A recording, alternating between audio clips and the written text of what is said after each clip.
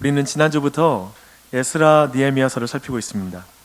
유다가 바벨론에게 완전하게 멸망한 후 50년 정도가 지나고 나서 페르시아 제국에 의해서 포로 귀환이 시작됩니다.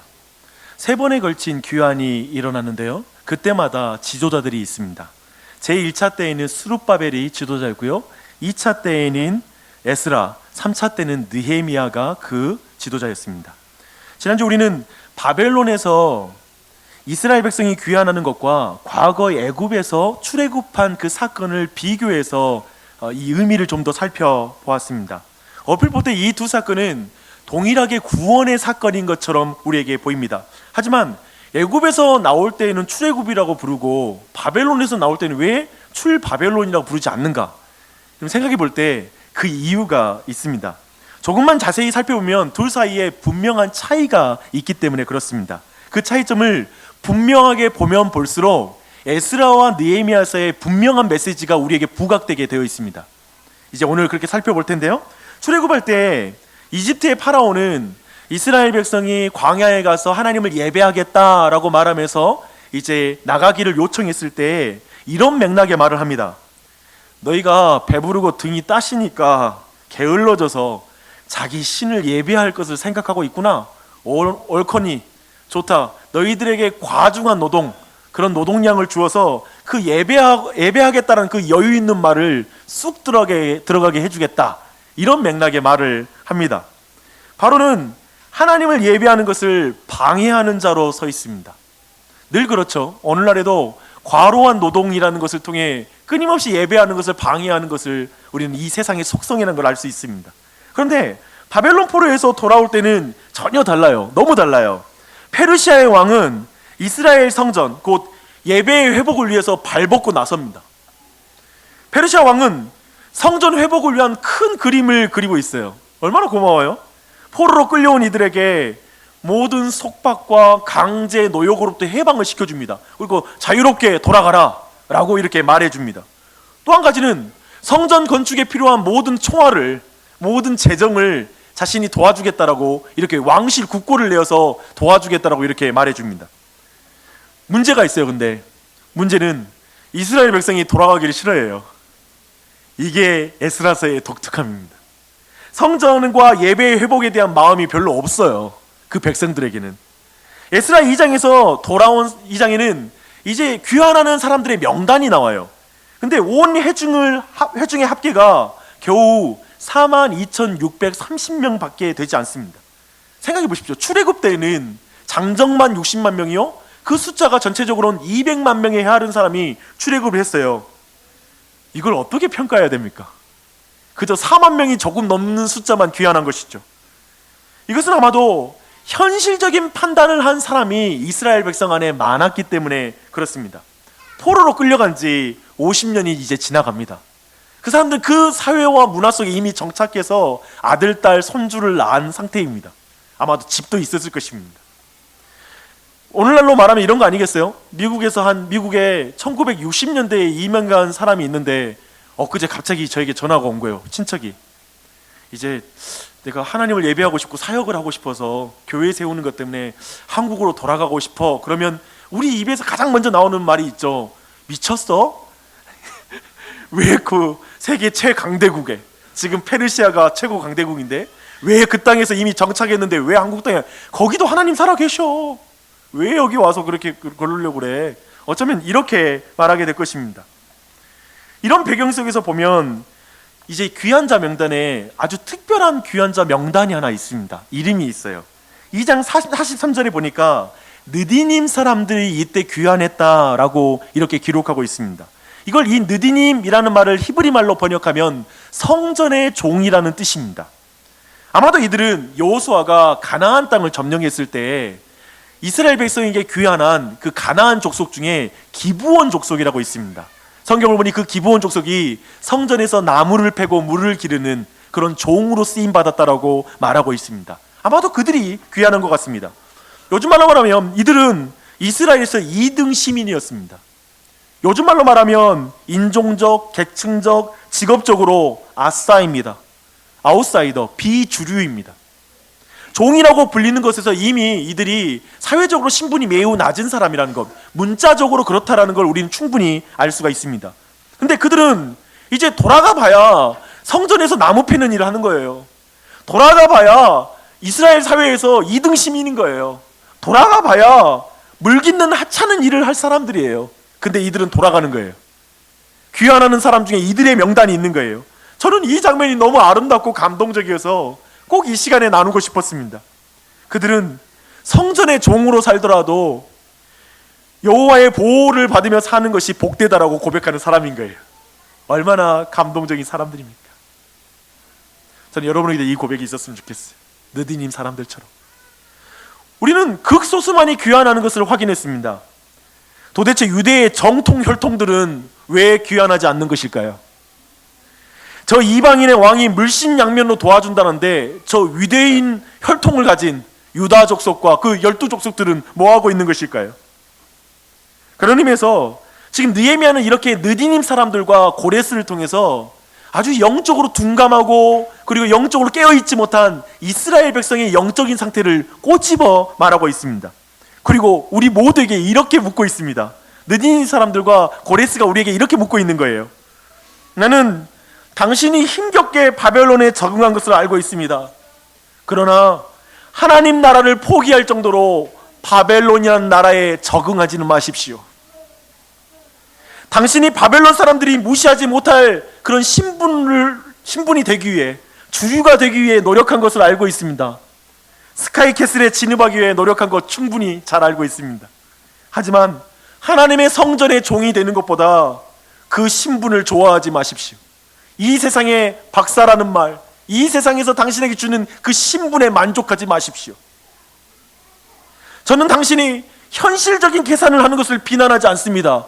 돈 계산을 하는 것 비난하지 않습니다. 다만 하나님의 성전과 예배를 다시 세우자는 하나님의 말씀에 반응하지 못할 정도로 현실적인 감각을 가지고 있는 걸 원치 않습니다. 지금 이 말을 느디님 사람과 고레스를 통해 우리 모두에게 말하고 있습니다. 잘 들으셨습니까? 지금 고레스와 느디님 사람들은 이 목소리를 그 시대와 지금 우리에게 동시에 말하고 있습니다. 이 말씀에 감동되는 분이 계실 거예요. 이 당시에도 감동되는 소수의 사람들이 있었어요. 그래서 그 소수의 사람들은 직선거리로는 800km에 달하고요. 그리고 그 당시에 도로 사정으로 말하면 1400km가 넘는 거리를 돌아서 예루살렘에 도착했습니다. 정말 비록 소수이긴 하지만 정예부대인 거예요. 하나님 보시기에는 정말 소중한 사람들인 거예요. 거기에다가 정부로부터 성전을 짓는 모든 재정들을 지원받았어요. 그리고 행정적인 지원을 아낌없이 받고 거기에 도착했습니다. 어때요? 이제 성전 짓는 것은 굉장히 빨리 진행되겠죠. 국책 사업이잖아요. 빨리 진행될 걸 예상합니다. 그런데 그들에게 방해자가 나타납니다. 4장 1절과 2절을 보니까 이 방해자들은 아수르의 스탈린이었던, 제가 이 스탈린이라는 표현을 쓴 게 이유가 있습니다. 에살핫돈이라는 그 왕에 의해서 강제 이주 정책으로 북이스라엘에 이주당한 사람들이 바로 이 적대자들입니다. 그들은 이주할 때 완전히 이질적인 문화와 종교, 언어를 가지고 북이스라엘로 이주했을 것입니다. 당연히 우리가 상상이 되는 건 거기에 정착해 있던 이스라엘 민족과 굉장한 종교적, 문화적 갈등이 있었다는 걸 충분히 예상할 수 있어요. 그래서 이 당시에도 에살핫돈도 이 이주 정책을 하면서 반드시 실천하게 했던 것이 있습니다. 그 땅에 있는 제사장들로 하여금 새로 이주한 사람들에게 자신들의 종교를 가르치도록 하는 그 시간을 가진 거예요. 쉽게 말하면 크리스천 미션 스쿨에 채플이 있는 것과 같은 것입니다. 그래서 그 시간을 통해서 학교의 방향성에 동의하게 하고 크게 거기서 벗어나지 않게 계속 가르치는 작업을 하는 것이죠. 이 작업을 했어요. 근데 여러분이 아시다시피 미션 스쿨에서 채플처럼 효과가 없는 게 없어요. 그렇죠. 아마도 정확하게 효과를 나타내지 못한 것 같아요. 이 정책도 이스라엘 입장에서는 실패했습니다. 결국 종교가 혼합되고 말았습니다. 이주민들은 그 땅의 토착신인 이스라엘의 여호와 신도 믿고 자신들이 데리고 온, 자신들이 믿는, 원래 믿었던 신들도 함께 섬기는 형태로 신앙이 굳어진 것입니다. 그것이 쭉 예수님이 오실 때까지 계속 이어져요. 근데 4장 1절을 보니 이들이 유다와 베냐민의 대적이라고 이렇게 표현하고 있습니다. 그들은 성전의 기초가 놓이자 스룹바벨과 유대인의 족장들에게 달려와서 이렇게 말합니다. 우리도 너희같이 너희 하나님을 찾노라 라고 말합니다. 그들의 제안은 유대인들을 도와주려고 하는 선한 의도를 가진 제안이었습니다. 이걸 너무 나쁘게 해석할 필요는 없습니다. 그러나 스룹바벨과 족장들은 단호하게 대답을 해요. 우리 하나님의 성전을 건축하는데 너는 우리와 상관이 없다. 여러분, 이런 말 들었다고 생각해봐요. 좀 도와주려고 선한 마음을 가지고 도와주러 왔는데 이게 It's not your business. 이건 너하고 상관없는 일이야. 왜 그래? 끼어들지 마. 뭐 이렇게 말한다면 굉장히 불쾌할 그런 말입니다. 타종교를 존중하는 종교다원주의적 감각이 개발된 우리가 볼 때 스룹바벨하고 족장들의 말이 좀 못마땅스러워요. 그렇지 않아요? 너무 무례해 보여요. 솔직히 대적들은 종교다원주의적 제국의 정책에 매우 충실해서 새롭게 이게 귀환한 이스라엘 백성을 도와주겠다고, 타종교를 도와주겠다고 나섰으니 이 모습은 되게 좋은 모습으로 보입니다. 그러나 유대인들은 매우 편협하고 독선적인 진리관을 가진 사람들로 우리에게 비춰집니다. 사실 저는 이 부분을 좀 자세하게 다룰 마음이 없었는데, 하지만 에스라와 느헤미야 사이에 계속 시종일관 등장하는 건 이 대적들입니다. 그리고 오늘 본문은 왜 이 대적들이 대적하게 됐는지 그 시작점을 말해주고 있거든요. 근데 이 내용을 정확히 다룰 때 전체 앞으로 에스라서와 느헤미야서를 보는 하나의 눈과 시야가 형성되기 때문에 좀 더 이 부분을 다뤄보겠습니다. 사실 오늘 이 갈등은 근본적으로 종교다원주의적 종교관과 유일신의 신관, 그 둘의 갈등입니다. 이 주제를 우리가 또 한번 다뤄야 될 이유는 오늘날 우리 모두가 처한 지금 상황이 이 상황과 동일하기 때문에 그렇습니다. 종교다원주의의 주장은 정말 달콤하고요, 매우 정당하게 들려요. 그들은 이렇게 말합니다. 민족마다 피부색이 다르고 언어가 다르고 다른 것처럼 각자의 종교가 다른 것은 당연한 것이 아닙니까? 각 종교마다 신을 칭하는 이름은 다르지만 사실 그 신의 대상은 동일한 것이라고 저는 생각합니다. 물론 교리적인 차이가 있다는 걸 알고 있습니다. 하지만 기독교와 타종교의 교리적 차이를 최소한 줄일 수 있으면 줄여야 서로의 갈등이 줄여지지 않겠습니까? 저는 종교란 평화를 위한 종교라고 생각합니다. 제발 기독교는 예수에게만 구원이 있다는 식의 그 편협한 구원관을 교회 밖에서는 말하지 않았으면 좋겠습니다. 예수님을 믿지 않고는 하나님을 예배할 수 없다는 그 말만 내려놓는다면 종교 간의 교리도 충분히 가능하지 않겠어요? 그래서 스님과 목사님이 서로의 절기에 서로의 예배당을 찾아서 같이 예배드리면 얼마나 보기 좋습니까? 제발 기독교는 사회 질서의 유지를 위해서라도 그 배타적인 교리에 대해서 제고했으면 좋겠습니다. 이게 바로 종교다원주의가 우리에게 말하는 그런 말입니다. 어떤가요? 매우 정당하게 들리는 분이 이 자리에 계실 것입니다. 그리고 좀 생각해보니 이런 말 많이 들었는데 라는 분도 계실 거예요. 그렇다면 저는 최근에 중국에서 벌어지고 있는 일들에 대해서 여러분이 어떻게 생각하는지 한번 들어보시기 바랍니다. 지금 중국 정부는 사회주의에 맞도록 성경책을 새롭게 쓰고 있는 중입니다. 그러니까 중국 정부가 성경을 새롭게 번역하고 있는 중입니다.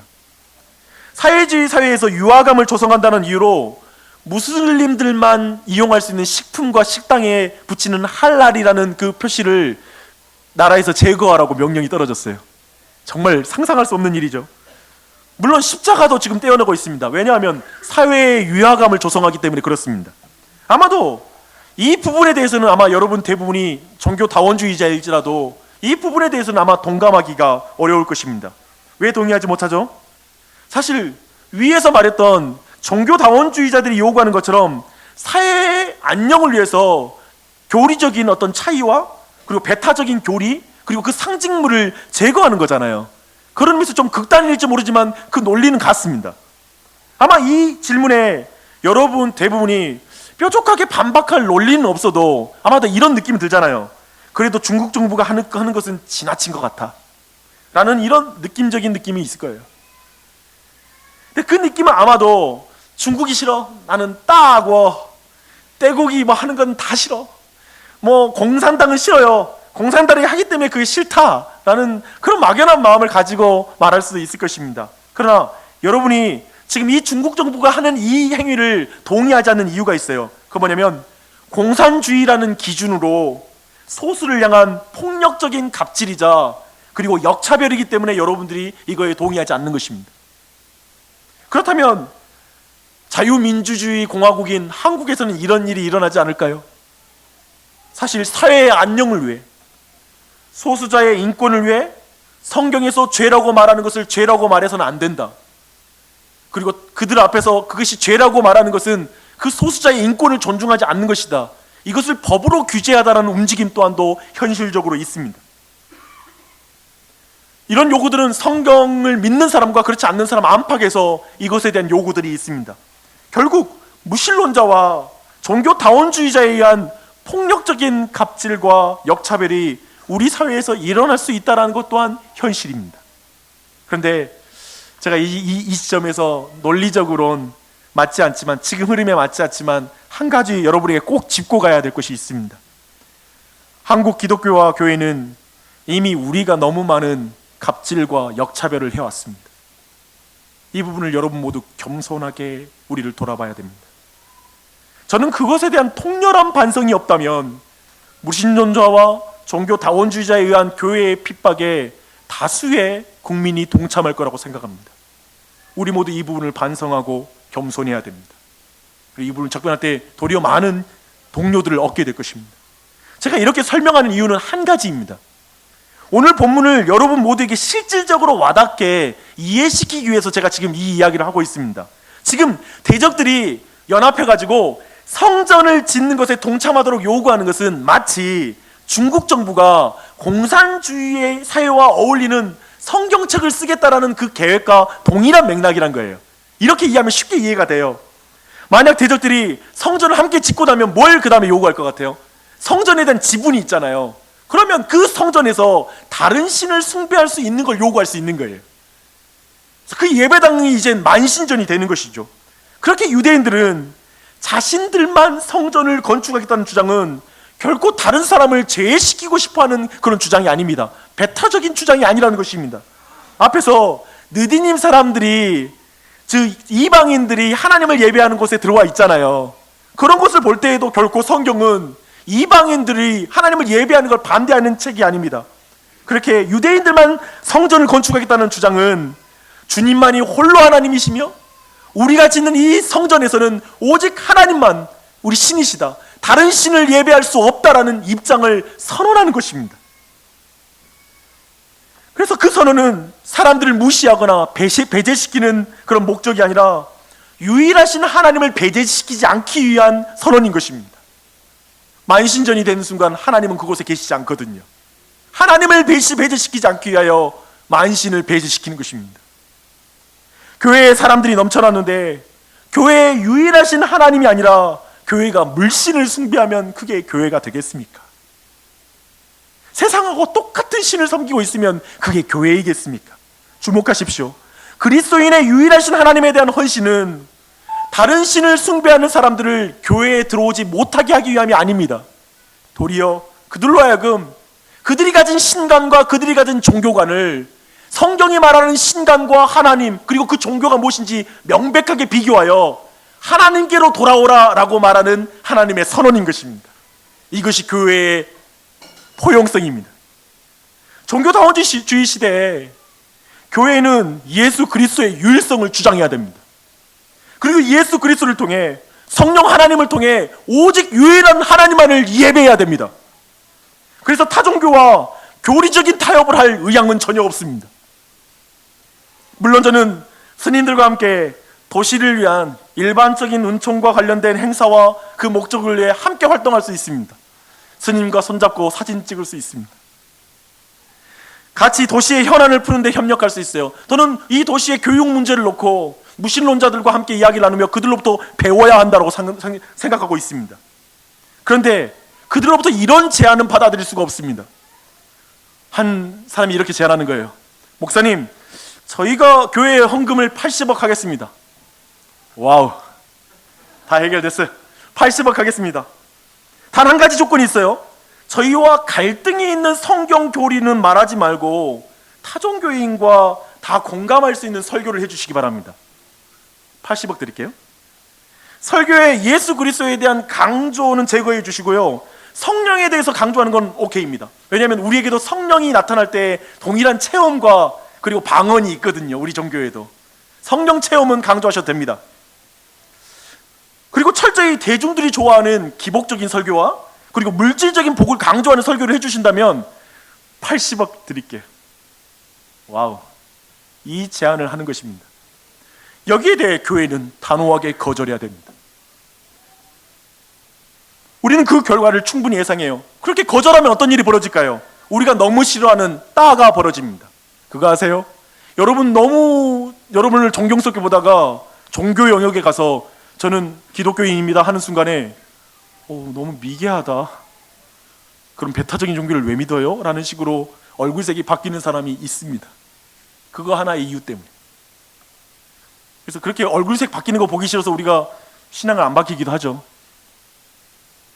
유다 백성이 여호와를 위하여 홀로 건축하리라 라고 말하자 그들은 바로 유다 백성의 손을 약하게 하여 성전 건축을 방해하기 시작합니다. 그 방해를 4장 5절에서 이렇게 요약하고 있습니다.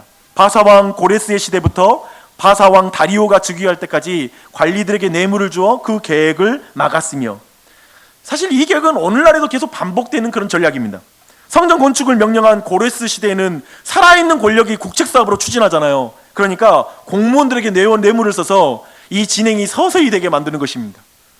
더디게 만드는 거예요. 시간 싸움하는 거예요. 그리고 고레스 왕이 죽고 나자 아하수에로 왕에게 이제 정권 교체가 이루어지니까 상소를 올려요. 근데 그게 거짓 뉴스입니다. 그래서 거짓 뉴스를 올려서 이 상황을 바꾸려고 합니다. 유대인들의 힘을 빼려고 하는 것이죠. 유대인들은 이런 상황 속에서 성전 건축을 하려고 정말 계속 노력했을 거예요. 예배의 회복을 위해서 노력했을 것입니다. 그러다가 4장 24절을 보니 아닥사스다 왕 때에 이 성전 건축이 멈추고 다리오 왕 2년까지 이르게 되었다라고 말하고 있습니다. 생각해 보십시오. 성전 건축이라는 한 가지 소원을 가지고 수천 킬로를 걸어온 사람들이에요.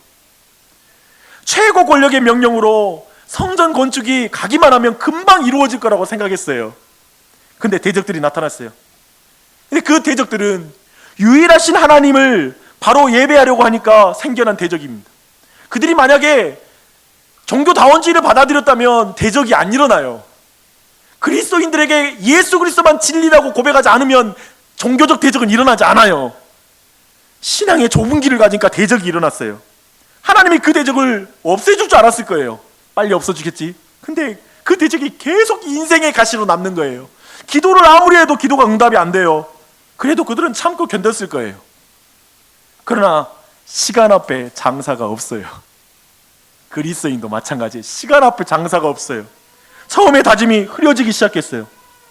어느 순간 성전을 짓는 공사장에 망치를 든 사람들은 많은데 망치 소리가 안 들리는 거예요.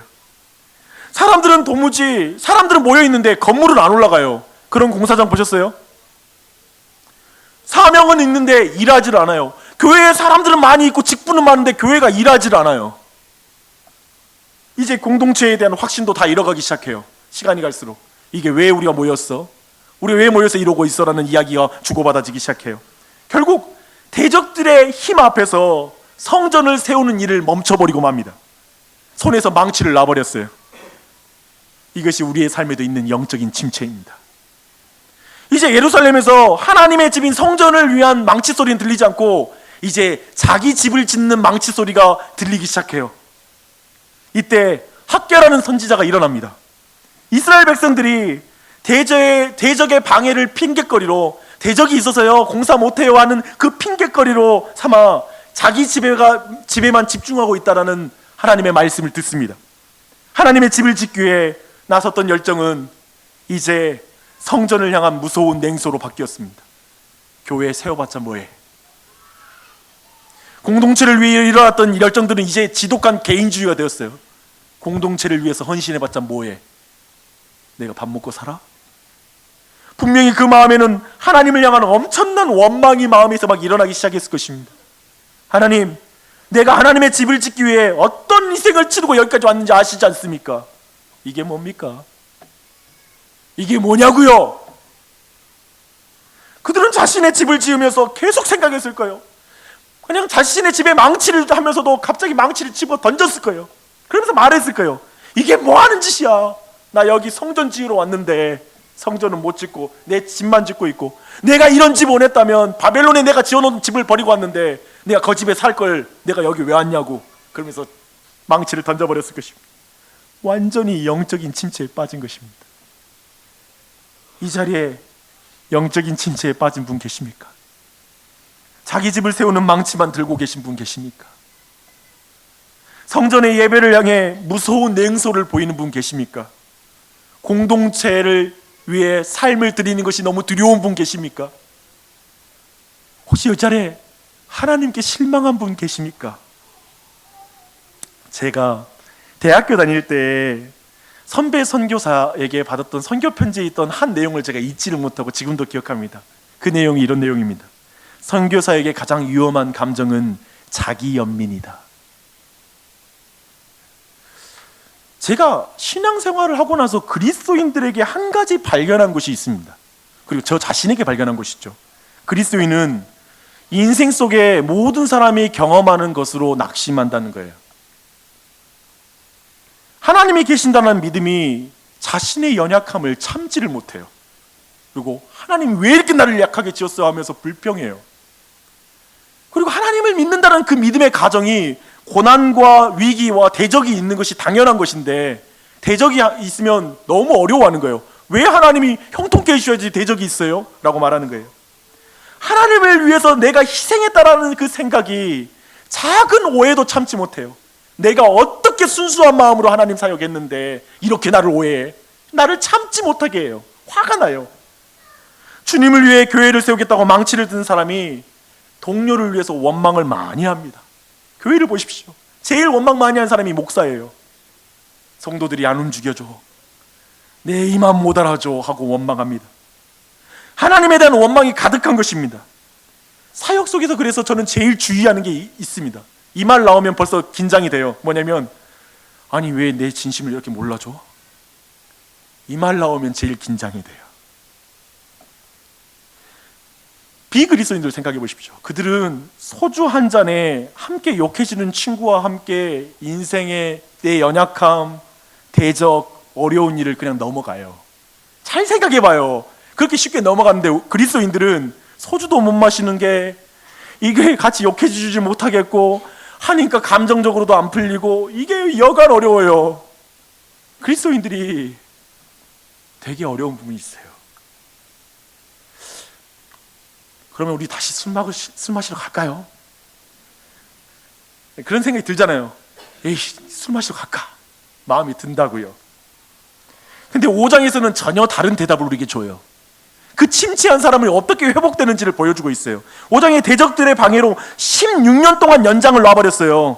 그 사람들로 하여금 다시 망치를 집어들게 하는 진정한 영적 망치가 5장에 등장해요. 그들은 누구냐면 선지자들입니다.